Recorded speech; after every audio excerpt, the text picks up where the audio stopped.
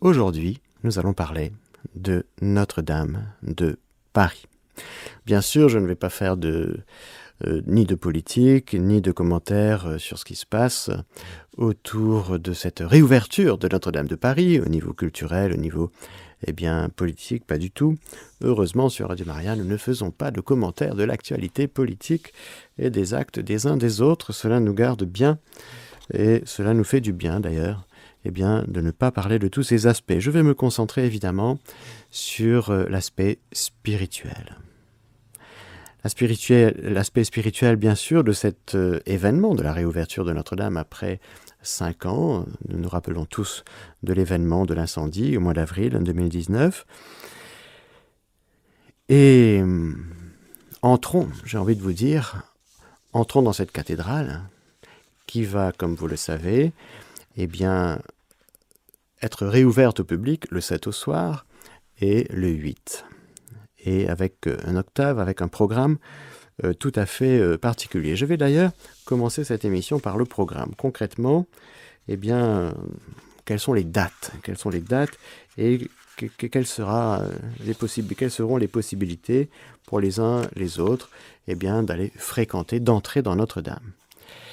Et donc, la réouverture de Notre-Dame, figurez-vous, s'étend du 7 décembre 2024 au 8 janvier 2025, fête de la Pentecôte. Donc, c'est long. C'est un temps comme de jubilé, si vous voulez. Les cérémonies de réouverture, vous le savez, 7 et 8 décembre, se poursuivront lors d'une octave jusqu'au 15 décembre. Et jusqu'à Pentecôte 2025, il y aura des concerts chaque semaine, le mardi, de nombreux événements scanderont la vie de la cathédrale pour permettre au plus grand nombre de retrouver Notre-Dame. Le 7, je ne vais pas beaucoup en parler, étant donné que cette émission en direct du 2 décembre repassera en rediffusion le 9. Il y aura quelque chose sur laquelle je vais revenir, cela dit, c'est tout l'aspect du fait de frapper la porte, et avec l'orgue, ce sera intéressant d'en parler. Le 8 décembre, bien sûr, messe inaugurale avec la consécration de l'autel majeur. Je parlerai de l'autel tout à l'heure. Évidemment, messe présidée par l'archevêque de Paris, Monseigneur Laurent Ulrich. Et il y aura 170 évêques du monde entier, un prêtre de chacune des 106 paroisses du diocèse de Paris, un prêtre de chacune des 7 églises catholiques de rite oriental, et puis accompagné de fidèles de chacune de ces communautés. Malheureusement, Radio Maria ne pourra pas être présent malgré notre demande. J'imagine qu'il y a des millions de demandes qui ont été faites et que toutes n'ont pas pu être accueillies favorablement. Dans cette messe du 8 décembre, il y aura le rite de l'aspersion, de l'eau bénite par l'archevêque. Ce sera la messe du 2e dimanche de l'Avent, étant donné que quand l'Immaculée Conception tombe un dimanche, c'est le dimanche qui prime, c'est pourquoi la messe de l'Immaculée Conception est le lundi 9 décembre et non pas le dimanche 8. Bien sûr, proclamation de la parole, comme à chaque messe, prédication de Monseigneur. Et puis, il y aura quelque chose de particulier, c'est l'autel, bien sûr, qui doit être préparé et consacré. L'autel qui est à Notre-Dame, pour pouvoir recevoir le sacrifice du Christ, il doit être consacré. Ce rite de consécration est bien calibré par la liturgie de l'Église, par le rituel, et il y a 5 étapes. D'abord, on dépose des reliques des saints dans l'autel. Il y aura 5 saints qui ont été choisis, 3 femmes, 2 hommes, dont l'histoire est liée à l'église de Paris et qui sont scellés dans l'autel. Il y aura Sainte Marie-Eugénie Milleret, Sainte Madeleine Sophie Barra, Sainte Catherine Labouré, Saint Charles de Foucauld et le bienheureux Vladimir Guica. Ensuite, il y a la prière de dédicace et l'onction d'huile qui est le rite principal. Magnifique rituel d'une consécration avec l'huile sainte, qui vraiment dans l'autel est badigeonné, j'allais dire. Il y a l'encens et la parure et l'illumination de l'autel. C'est un rite très beau.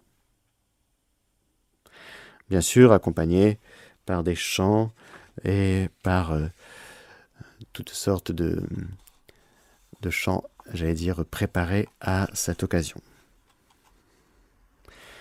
Pour la messe du 8, qui aura lieu donc le dimanche à 10h30, il y aura une messe à 18h30 aussi, le 8, messe de consécration, messe ouverte au public, pardon. Le lundi 9, eh bien, c'est la solennité de l'Immaculée Conception, à 10h30 messe, les prêtres et les diacres de Paris, les baptisés en mission diocésaine, séminaire de Paris, propédeute de la maison Saint-Augustin avec les fidèles du diocèse. Bon. L'après-midi, à 17h45 et 18h30, vêpres, puis messe de l'Immaculée Conception ouverte au public. Le 10, le matin, toujours à 10h30, il y a une messe pour les consacrés. Et le soir, vêpres puis messe, toujours à 17h45 et 18h30. Et ainsi de suite, frères et sœurs, le 11, le 12, le 13, le 14, à chaque fois avec des invités un peu spéciaux. Je ne vais pas faire le tour de tous les services, etc., qui seront appelés à participer à la messe du matin. Toujours, c'est à 10h30, messe, par exemple, le samedi 14, jeunes scolaires et fidèles. Voilà. Le 15 décembre, c'est la messe avec les pompiers de Paris, compagnons et tous ceux qui ont œuvré sur le chantier, en plus des fidèles. Et ainsi de suite. Du 9 au 13 décembre seront organisées les nocturnes jusqu'à 22h pour retrouver Notre-Dame. Et à partir du 16 décembre, la vie va reprendre à Notre-Dame, où nous allons retrouver tous la cathédrale dans cette dimension spirituelle. Culturelle aussi, mais je ne reste que sur l'aspect spirituel. L'accès à la cathédrale sera libre et gratuit. On dit que l'objectif est d'accueillir au mieux les 14 et 15 millions de fidèles, de visiteurs chaque année. Vous imaginez donc qu'il y a beaucoup de monde qui sont attendus et qu'il y aura peut-être des frustrations de tel ou tel et qu'il peut-être il faudra attendre un peu. Bon, voilà un petit peu, très rapidement, le programme qui a été établi pour que nous puissions réinvestir ce lieu jour après jour et j'espère pour toujours. Car ce lieu, frères et sœurs, est un lieu d'abord, avant tout et uniquement cultuel. Si nous enlevons la dimension cultuelle de Notre-Dame de Paris, il n'y a plus de Notre-Dame de Paris. Comme disait Monseigneur Aupetit, lorsqu'il parlait juste après l'incendie à un journaliste qui le provoquait un peu et qui ne le laissait pas le temps de répondre, eh bien, disant, oui, un pompier a failli mourir, il a donné sa vie pour un bout de pain. Ah bon, un bout de pain? Qu'est-ce qui a été sauvé à Notre-Dame? Eh bien, c'est le bout de pain en question. Il s'agit du Christ. C'est parce qu'il y a la présence réelle et substantielle de Jésus dans l'Eucharistie qu'il y a une église, qu'il y a un bâtiment, qu'il y a des poutres, qu'il y a toute cette construction merveilleuse, qu'il y a toute cette énergie de tous ces bâtisseurs de cathédrales et ces rebâtisseurs et toutes ces personnes qui ont travaillé d'arrache-pied pendant toutes ces années pour reconstruire Notre-Dame, qu'ils aient la foi ou qu'ils n'aient pas la foi, Notre-Dame de Paris existe parce qu'il y a Jésus, Eucharistie. S'il n'y a pas de Jésus Eucharistie, si Jésus n'est pas présent dans l'Eucharistie, il n'y a juste rien. Vous comprenez donc, dans cette lumière, toutes les attaques qui peuvent courir envers le sacrement de l'Eucharistie, évidemment le sacerdoce. car le sacerdoce, le sacrement de l'ordre, est ordonné à l'Eucharistie. Il n'est pas ordonné à faire visiter un beau bâtiment. Le sacerdoce est pour l'Eucharistie. Alors voilà, nous allons tous découvrir à nouveau, évidemment, tout le monde est au courant déjà que cette magnifique cathédrale est beaucoup plus lumineuse, beaucoup plus belle qu'avant. Eh bien voilà. Mais si les murs sont plus beaux, plus éclairés, plus nettoyés, si tout le mobilier a été fait, a été remis d'aplomb, nous allons parler de 2-3 choses en particulier, je le rappelle, c'est uniquement en raison de la présence réelle et substantielle de Jésus dans l'Eucharistie. C'est ça qui donne le ton. Et c'est ça qui fait courir le monde.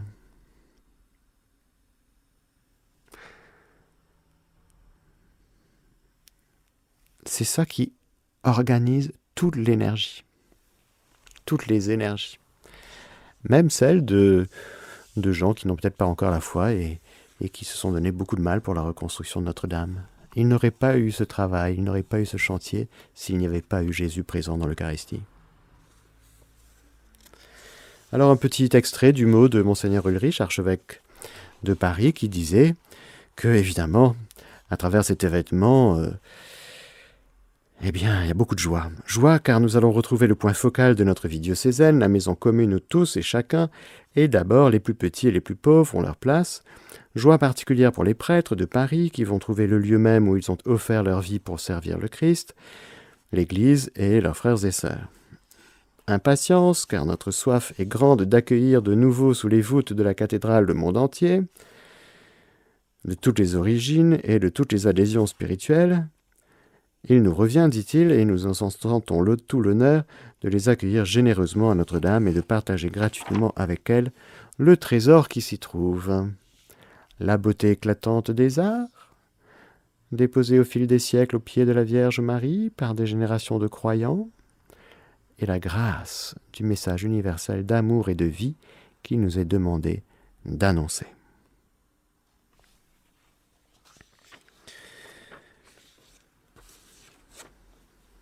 Ensuite,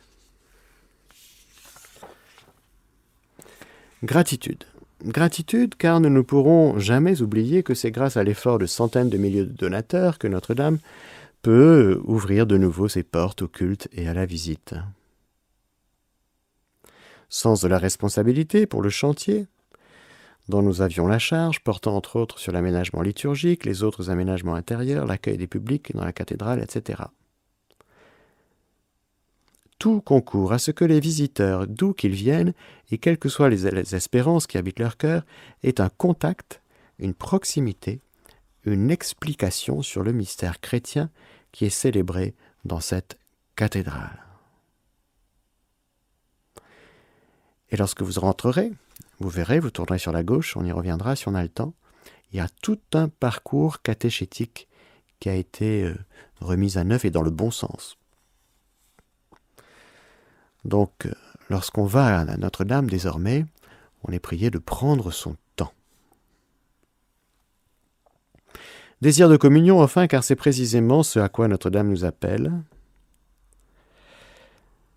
Si Notre-Dame est bien pour nous, catholiques, maison de Dieu et signe de sa présence aimante au milieu du monde, symbole de l'unité de l'Église, lieu privilégié de l'action missionnaire, de la communion et du service, espace de sacralité et de beauté qui dit quelque chose de la beauté et de la bonté même de Dieu, si Notre-Dame est tout cela pour nous, nous sommes aussi heureux que, riche de son histoire, elle puisse revêtir un sens particulier dans le cœur de chacun. Elle est bien Notre-Dame de toute l'humanité, Notre-Dame des peuples, Notre-Dame de tous ceux qui cherchent, Notre-Dame de tous ceux qui pleurent. Et je rajoute, c'est vrai, que Notre-Dame de Paris est symboliquement très fort pour le monde entier, car lorsque Notre-Dame a brûlé, nous avons tous compris que c'était quelque chose qui parlait de la France, beaucoup plus que Paris. Paris, c'est la Tour Eiffel. Notre-Dame de Paris, c'est la France. Et quand elle brûle, le monde entier s'en émeut. quelle que soit sa foi, sa croyance. Parce que précisément, il y a quelque chose dans Notre-Dame de Paris qui est très très fort d'un point de vue symbolique. Alors nous saluons bien sûr Monseigneur Olivier Ribadeau-Dumas, qui est recteur archiprêtre et affectataire de la cathédrale Notre-Dame de Paris, et qui dit, lui, à quel point il se rend compte que l'ouverture de la cathédrale est un signe d'espérance.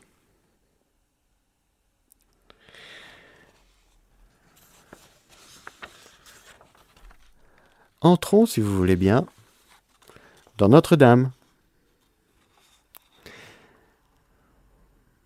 Les façades. Il y aura deux belles façades. Là, la façade est magnifique. Déjà, la façade. La visite de Notre-Dame commence sur le parvis.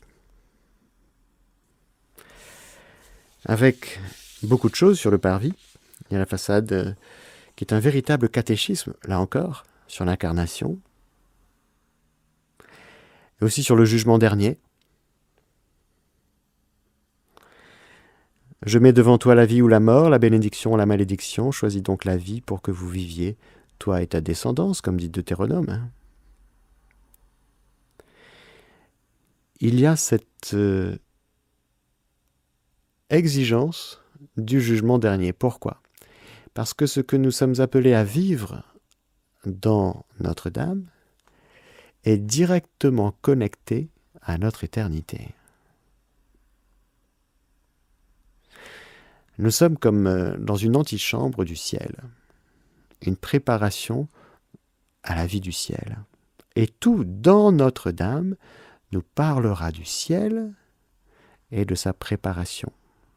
De la présence du ciel, de la présence de l'Église triomphante, et aussi de ce pèlerinage que nous faisons à l'intérieur même des murs, mais surtout à l'intérieur même de notre vie terrestre, vers le ciel.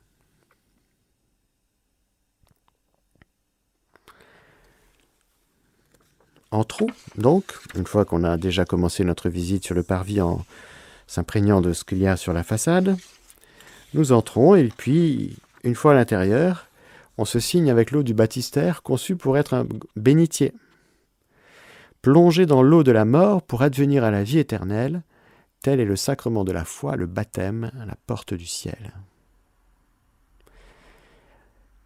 Est-ce que vous pensez à ça à chaque fois que vous rentrez dans l'église de votre paroisse, par exemple, lorsqu'il y a un bénitier avec de l'eau bénite, et non pas du gel hydro-machin, là, comme cette période affreuse que nous avons vécue, qui a failli transformer le sacramental de l'eau bénite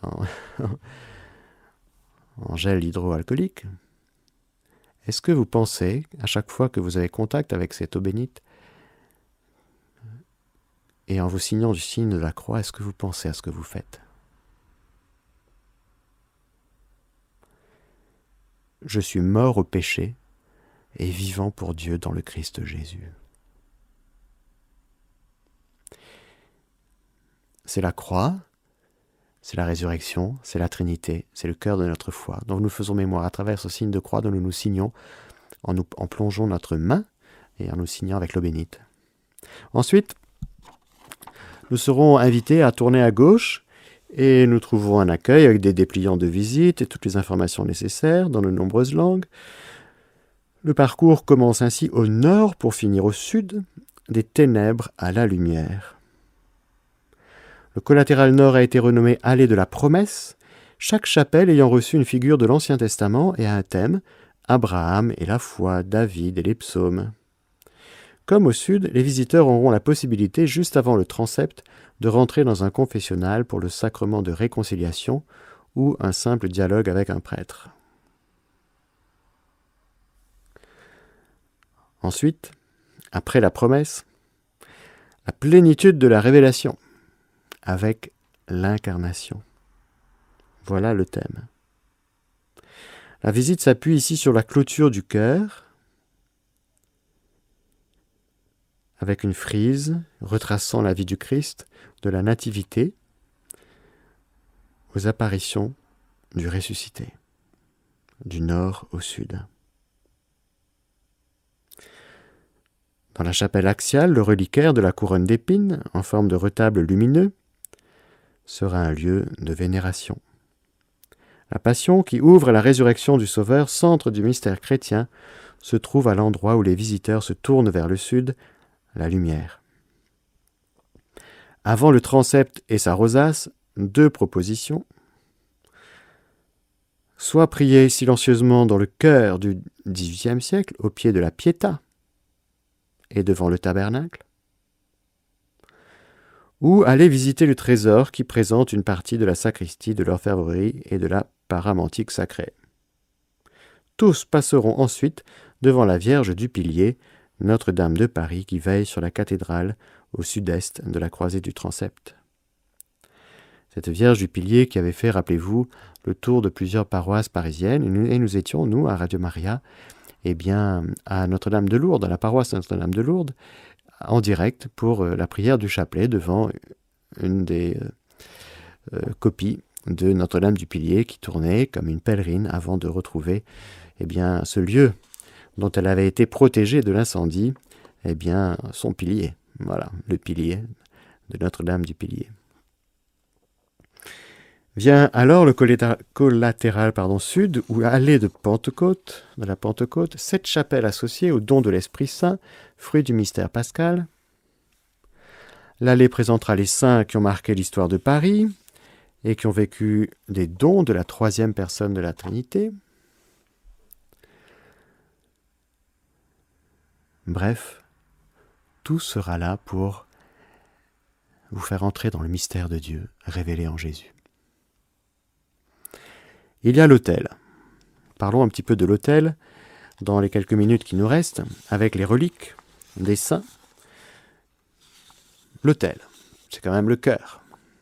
Je vous disais tout à l'heure que Notre-Dame de Paris et tout l'aspect culturel, tout l'aspect, de tout le travail immense qui a été fait, qui fera dans l'entretien, le personnel, les salariés, les bénévoles, tout, a du sens parce que Jésus est présent réellement et substantiellement dans l'Eucharistie. L'Eucharistie célébrée sur un autel, l'autel du sacrifice. Alors, comme vous savez vous-même, l'autel où le sacrifice de la croix est rendu présent sous les signes sacramentels est le centre de l'action de grâce qui s'accomplit pleinement par l'Eucharistie. Pour les chrétiens, l'autel est en effet le symbole du Christ prêtre, autel et victime. Il s'offre au Père, il est le rocher du côté duquel jaillissent les sacrements de l'Église, il est la victime, agneau sans tache et rédempteur. L'importance de la table du Seigneur, entre guillemets, est manifestée par sa dédicace, rite propre de consécration pour les églises et l'autel en particulier. Je vous ai dit que cet autel, le 7 décembre, après son entrée solennelle dans Notre-Dame pour chanter les vêpres avec les chanoines, Monseigneur Laurent Ulrich, archevêque de Paris, dédicace le nouvel autel le 8 décembre pour y présider la messe du 2e dimanche de l'Avent. Pour une telle consécration, c'est l'évêque qui doit officier. Et au début de la messe, celui-ci asperge l'assemblée d'eau bénite, mais aussi l'autel pour le laver symboliquement.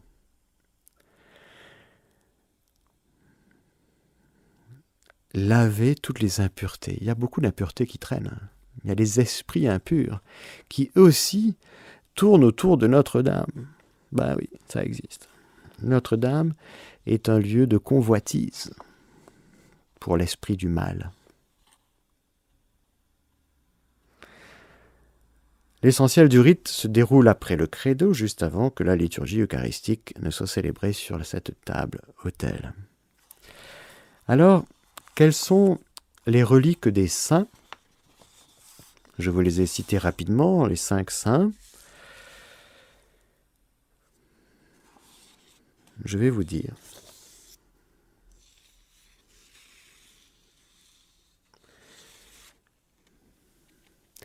Les saints, plutôt des reliques, seront ceux-ci. Madeleine Sophie Barra, me voici. Née en 1779, décédée en 1865, éducatrice et fondatrice des Dames du Sacré-Cœur, qui reçurent leur constitution d'inspiration jésuite en 1815, vouée aux filles de l'aristocratie et de la bourgeoisie, la bourguignonne voulait épanouir et libérer les âmes grâce à l'instruction, alors qu'elle-même avait subi l'autoritarisme de son frère aîné. La congrégation eut sa maison mère à Paris, dans l'actuel musée Rodin. Depuis 2009, son corps repose, visible, dans la chapelle du Sacré-Cœur de l'église Saint-François-Xavier, en face du lycée Duruy, qui fut une école des dames jusqu'à 1904. Donc Sainte Madeleine Sophie Barra. Ensuite, Marie-Eugénie Milleret, autre éducatrice, qui aura ses reliques donc dans la cathédrale. Sainte Marie-Eugénie Milleret, 1817-1890, canonisée en 2007. Lorraine de bonne famille, elle connaît la séparation de ses parents, leur appauvrissement et la solitude, avant d'entendre le père Lacordaire lors d'une conférence de carême. À Notre-Dame, justement, en 1835. En même temps que Dieu, elle trouve sa vocation, l'éducation des jeunes filles des milieux favorisés, souvent matérialistes. Amie du père Emmanuel d'Alzon, elle fonde en 1867 à Paris la congrégation de l'Assomption, après qu'il a créé les Augustins et les Oblates de l'Assomption.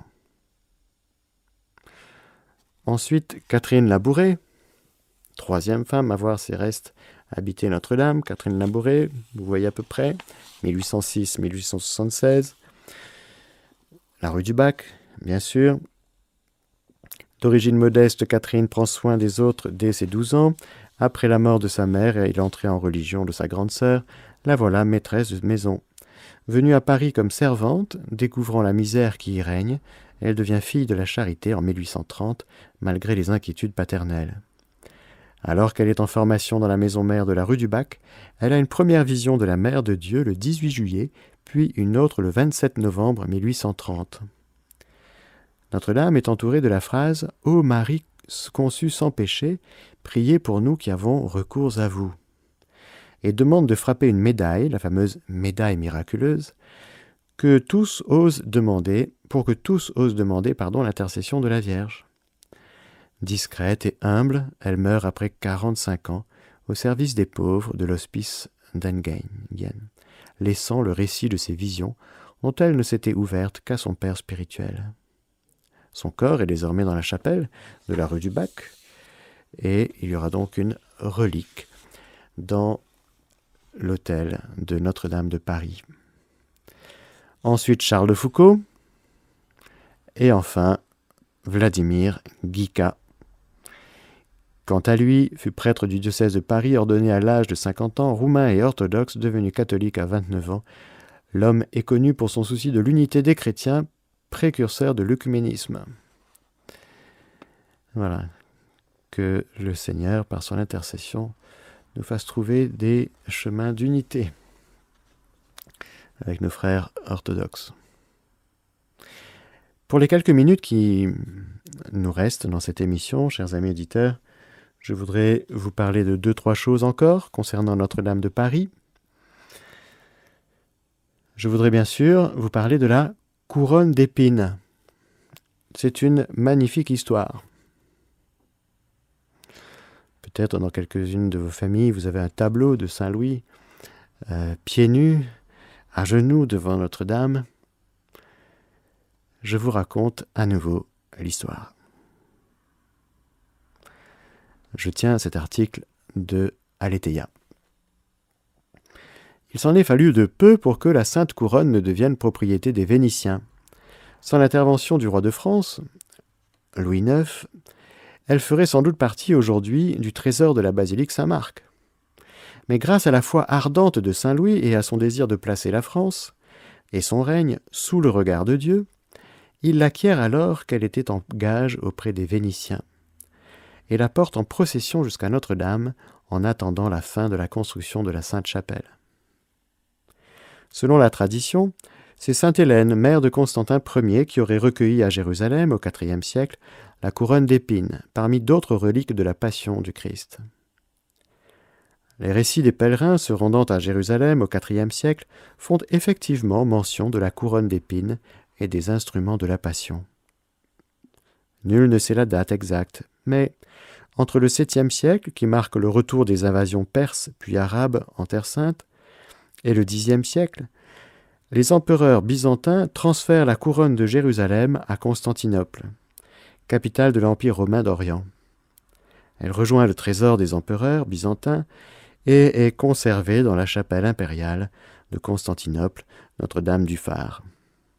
Sa trace y est attestée au Xe siècle grâce à un reliquaire d'or émaillé dédicacé au nom de l'empereur Constantin VII, porphyrogénète, monté en 913 sur le trône. En 1204, les croisés investissent Constantinople. L'Empire latin, succédant à l'Empire byzantin, recueille alors la précieuse relique.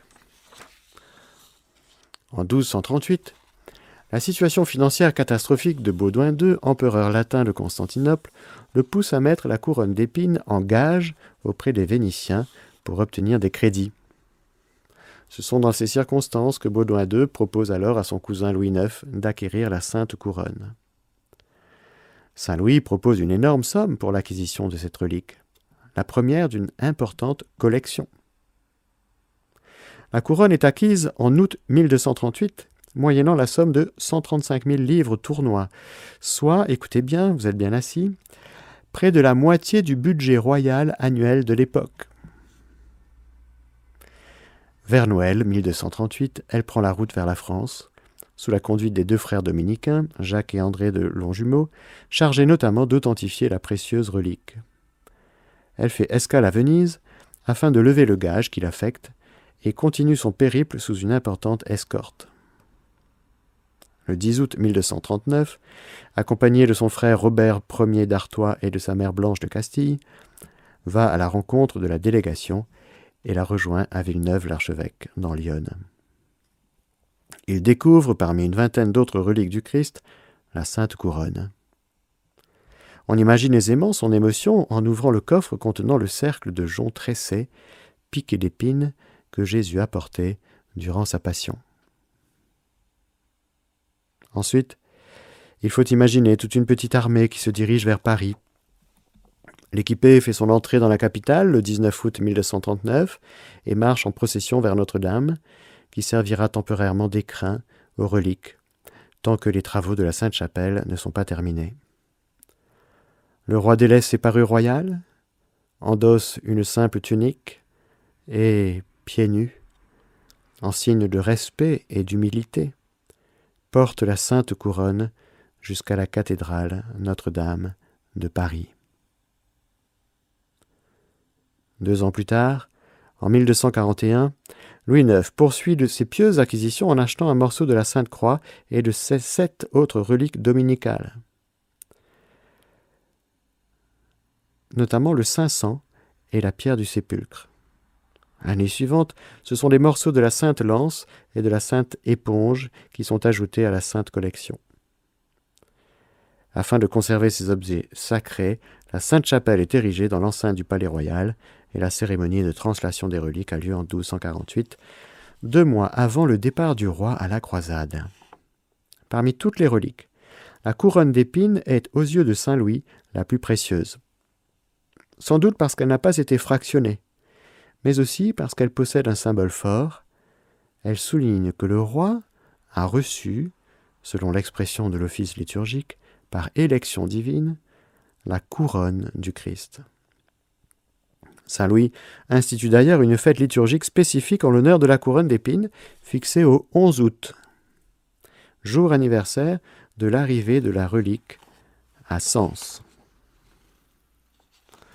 Aujourd'hui, la couronne représente un cercle de 21 cm de diamètre.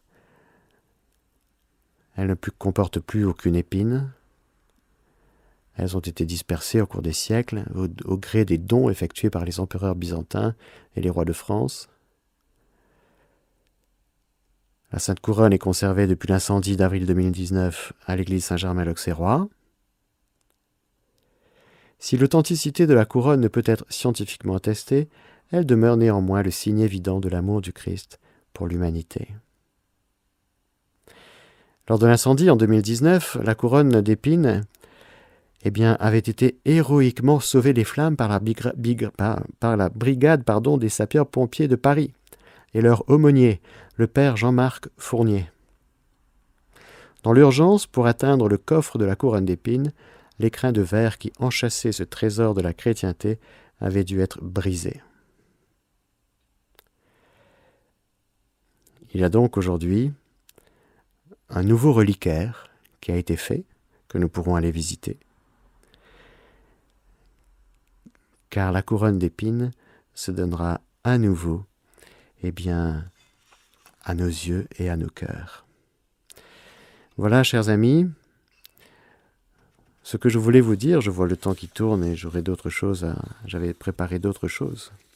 Mais il est bien ainsi de s'arrêter pour nous donner le goût à ceux et celles qui peuvent. Moi, je ne sais pas quand est-ce que je pourrai aller, mais j'irai, c'est sûr. La prochaine fois que je vais à Paris, j'irai à Notre-Dame. Mais avec cette renaissance, reconstruction, inauguration, consécration de Notre-Dame, que ce soit nos cœurs, évidemment, qui soient ressuscités. Car c'était quand même quelque chose de prophétique qui s'est passé en avril de 2019. Et nous devons entendre la voix du Seigneur qui nous dit « C'est d'amour que je veux que tu brûles ». Si Notre-Dame a brûlé il y a en 2019 et reconstruite aujourd'hui, que cette reconstruction corresponde à la reconstruction de nos cœurs, de notre vie spirituelle. Pour que la fête soit pleinement, alignée, sur la volonté de Dieu, ne laissons pas passer ce retour de Notre-Dame, ce retour du culte à Notre-Dame, sans que nous-mêmes nous soyons renouvelés dans notre lien à Dieu. Ce Dieu, ce mot Dieu qui était absent des hommes politiques, faisons-le nôtre, Dieu. De qui tout vient, pour qui nous sommes, vers qui nous allons. Dieu révélé en Jésus, ce Jésus sauveur, unique sauveur du monde, ce Jésus présent dans l'Eucharistie, ce Jésus pour qui Notre-Dame de Paris a été reconstruite, celui pour qui Notre-Dame de Paris existe, mais ceux pour qui nous existons. Alors que l'Esprit Saint, que l'Esprit de Jésus, nous enflamme de cette flamme, non pas de détresse, mais d'amour. Amen. Voilà, chers amis auditeurs, pour cette émission pour vous, chers auditeurs, qui arrive à sa fin. Et je vous souhaite une agréable écoute de Radio Maria.